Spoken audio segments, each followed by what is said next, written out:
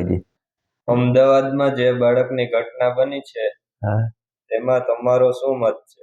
જેમાં 8મા ધોરણના વિદ્યાર્થીએ 10મા ધોરણના વિદ્યાર્થીનું મોત નીપજ્યું. એમાં એવો મત છે કે એક તો સમાજની અંદર જે આપણા શાસ્ત્રોએ, આપણા ઋષિ મુનિઓએ શાસ્ત્રોમાં જે સંસ્કાર બતાવ્યા છે એમાં 16 સંસ્કાર આવે છે. એમાં પહેલો સંસ્કાર છે ગર્ભજ્ઞાન સંસ્કાર. પછી જ્ઞાતિ કે જાતિ ભલે ગમે તે હોય, હિન્દુ હોય કે મુસલમાન હોય કે જગતનો ગમે તે માણસ હોય, એને આ 16 સંસ્કાર લાગુ પડે છે. એમ આપણા સંતો, ઋષિ મુનિઓ, વેદો અને શાસ્ત્રો, પુરાણ અને પુરાણ પણ કહે છે કે માતાના ઉદરની અંદર જ્યારે બાળકનો ગર્ભ હોય, જે માતા પિતા જેવું વર્તન કરે, જેવું ખાય, જેવું પીએ, જેવો સાંભળે, એ બધું એના બાળકની અંદર કે પડે છે. એ શાસ્ત્ર અને વેદનો મત છે.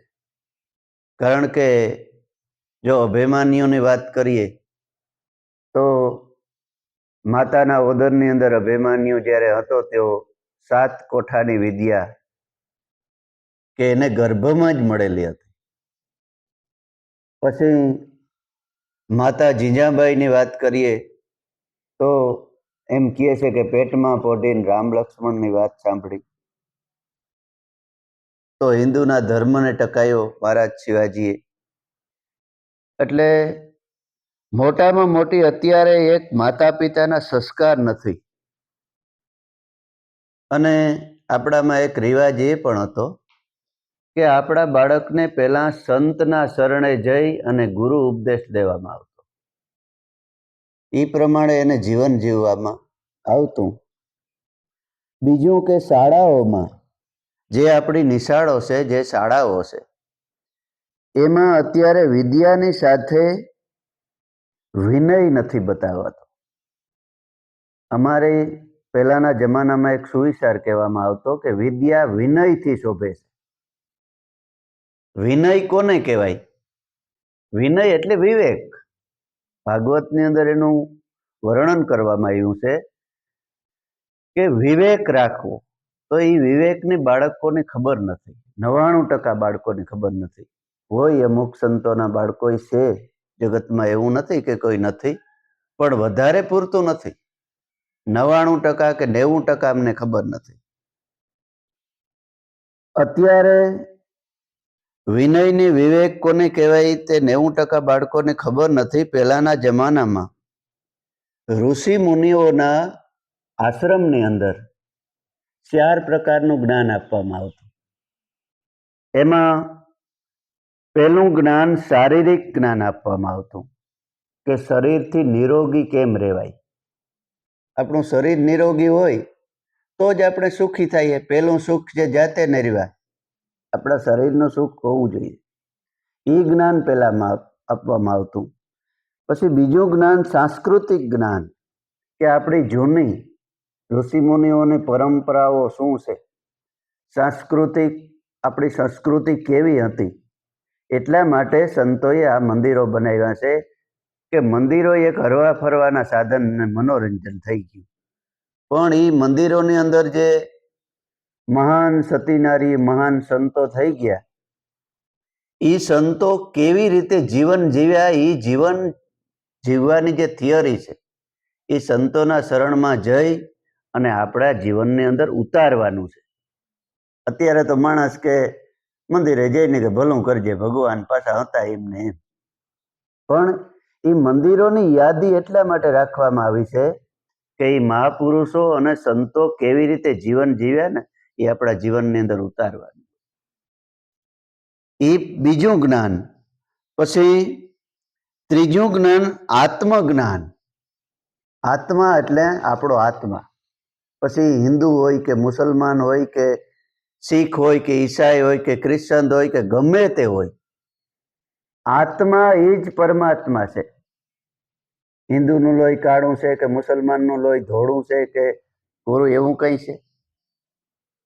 ઈશ્વરે આખા જગતની અંદર ઈશ્વર જે તમારી અંદર પ્રાણ હાલે છે એ એક જ છે. એ હરિનો દેશ છે. ત્યાં કોઈ જાતિ કે ભાતિ હોતી નથી. એ આત્મજ્ઞાન આપવામાં આવતું અને છેલ્લે ચોથું જ્ઞાન આર્થિક જ્ઞાન આપવામાં આવતું. એટલે માણસ સુખી અને શાંતિથી જીવન જીવી શકે તો જ. અને અત્યારના જમાનામાં 3 પ્રકારનું જ્ઞાન, જે પહેલું જ્ઞાન છે એ નાશ થઈ ગયું છે. અને શાળાઓમાં ઘરેથી એક જ જ્ઞાન આપવામાં આવે છે કે રૂપિયા ક્યાંથી આવે, બસ પૈસા કેમ કમાવાય.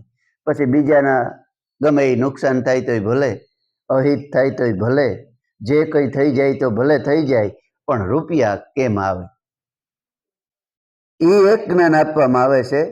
અને બીજું બધું નાશ થઈ ગયું છે. એટલા માટે આવા કિસ્સાઓ સમાજમાં બનવાની શરૂઆત થઈ ગઈ છે. અને બીજું કે રૂપિયા બનાવીને રૂપિયા ક્યાં વાપરવા એ પણ એને જ્ઞાન નથી. રૂપિયા બનાવવો કંઈ અધર્મ નથી. નીતિથી, સત્યતાથી પૈસા કમાવો, પણ પૈસા પાછા ક્યાં વાપરવા. જો પૈસા વાપરવાનું જ્ઞાન ન હોય તો પૈસાનો માણસ ગેરઉપયોગ કરે, જુગારમાં ગેરઉપયોગ કરે, દારૂ પીવામાં ગેરઉપયોગ કરે, વ્યભિચારમાં ગેરઉપયોગ કરે, ઝઘડા કરવામાં ગેરઉપયોગ કરે, કોઈને મારવામાં ગેરઉપયોગ કરે, અણસમજ, એટલો બધો એ પૈસો બનાવીને પણ ગેરઉપયોગ થાય. અને ક્યારેક ક્યારેક એવું થાય કે એ જ પૈસો જે બનાવેલો હોય ને એ પોતાના જ મોતનું કારણ પણ બને છે. એવા પણ જગતની અંદર દાખલાઓ છે. એટલે આવું સમાજમાં થાય છે. જાતિવાદ, જ્ઞાતિવાદ અને કોમવાદ વધી ગયો છે. એ બધું છોડી જો સંત મતે જગત હાલે, આપણા બાળકો સંતના મત પ્રમાણે હાલે ને તો જ એ સુખી થાય છે. નકર સુખી થવાની કોઈ ઓલો જ નથી, કોઈ વિકલ્પ જ નથી. બધું છોડીને જો સંત મતે તો જ જગતની અંદર શાંતિ થપાય. આપણા બાળકોને પેલા સંતના શરણમાં મોકલવા જોઈએ. કોઈ સદગુરુ, બ્રહ્મનિષ્ઠ, અને અત્યારે છે એવા સંતો. એવું નથી કે સંત જગતમાં નથી. સંતો કાયમી છે. સંતો જેથી નહીં હોય ને તેથી જગત જ નહીં રહે. એટલે કીધું છે કે સંત નહીં હોય સંસારમાં તો જલી જાય આ બ્રહ્માંડ. જ્ઞાન કેરી લહેરથી ઠારે છે ઠામોઠામ. સંતો અત્યારે છે, પણ 90% કે 95% માણસોને ખબર નથી કે સંત કોને કહેવાય. આપણે દેશના આચાર વિચાર, શરીરના આચાર વિચાર જે બદલાવે એને સંત ન કહેવાય. ભગવાન પહેરવાથી કે દાઢી વધારવાથી કે જટા વધારવાથી કે ગુફામાં ગરી જવાથી એમ સંત બનાતું નથી. સંત રહેણીથી બની શકાય છે. એટલે આપણા ઋષિ મુનિઓએ, આપણા ભગવાનના અવતારોએ કીધું છે કે શીલવંત સાધુને વારંવાર નમીએ, જેના બદલાય નહીં વ્રતમાન. શીતની વૃત્તિ નિર્મળ રેવે, જેને મહારાજ થયા હોય મહેરબાન. દરબારની દીકરી માં ગંગા સતી એમ કહે છે. પછી ગોંડલની બાજુમાં દાસી જીવણ બાપા થઈ ગયા, વણકર જ્ઞાતિની અંદર, સમાજની અંદર. એની કીધું છે કે સંત કોને કહેવાય? જેની સુરતા લાગી સાહેબ છે, કામ ક્રોધને જે ગરદન દેતા, અધર તખત પર આસન રખતા, સોય જોગી અવધૂતા. એ મોટો સાધુ છે. બાકી જોગી થઈને કોઈ જટા વધારે, અંગ લગાવે ભંભૂતા, દમડી કારણ જો દેહ જલાવે તો એ જોગી નથી, જગધૂતા છે. એમ જીવણ બાપાએ કીધું છે. પછી કબીર સાહેબે કીધું છે કે દયા, ગરીબી, બંદગી, સમતા, शील, સુધ્યાન, इतना लक्षण है साधुना, કહે કબીર કર વિચાર. સાસા સાધુ એમ ઓળખાય, હરિરસ પીએ પોતે અને બીજાને પાય, એને સંત કહેવાય. અત્યારે આપણામાં એક ગ્રંથિ બંધાઈ ગઈ છે કે હારા સત્સંગ અને સંતોને શરણે તો ગઢપણમાં જવાય, પણ એવું નથી. સંતોને શરણે પહેલા જ જવાય, બાળકને જ જવું પડે. બાળા વેશે ભક્તિ કરે અને જગમાં રહે જો ઉદાસ, તો તીર્થો પણ એને આશા કરે કે કઈ આવે હરિનો દાસ. એટલે આ સમજણ વિદ્યાની અંદર જો ભળે વિદ્યાની સાથે જો આ બ્રહ્મ વિદ્યા આને કહેવાય. આપણી ગીતા શું કહેવા માંગે છે, પછી કુરાન શું કહેવા માંગે છે, બાઇબલ શું કહેવા માંગે છે, સંત અને ફકીરો શું કહેવા માંગે છે. મોમેન્ડિયનની અંદર ઘણા સંતો થઈ ગયા, એવું નથી. સતાર બાપુ છે, સાંઈ વલી છે, પછી એવા ઘણા સંતો છે. એને શું કીધું છે તમને? આની ન્યા બધા સંતનો મત એક છે. પછી મુસ્લિમ સંત હોય કે હિન્દુનો સંત હોય, એનો મત જુદો નથી. એનો મત એક જ છે.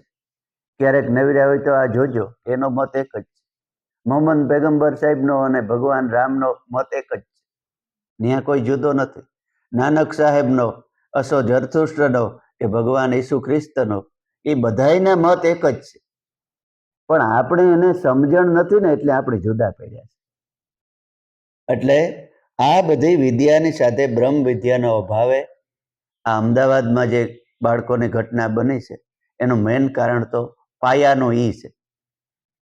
ધીમે ધીમે ધીમે ધીમે જો આવા સંસ્કાર સંતોના આવે અને સંતોના શરણમાં જો સારી સમજણથી બાળકો ઉછરીને મોટા થાય, તો આવા કિસ્સાઓ બનતા સમાજની અંદર બંધ થઈ જાય છે. બોલો સદગુરુદેવને.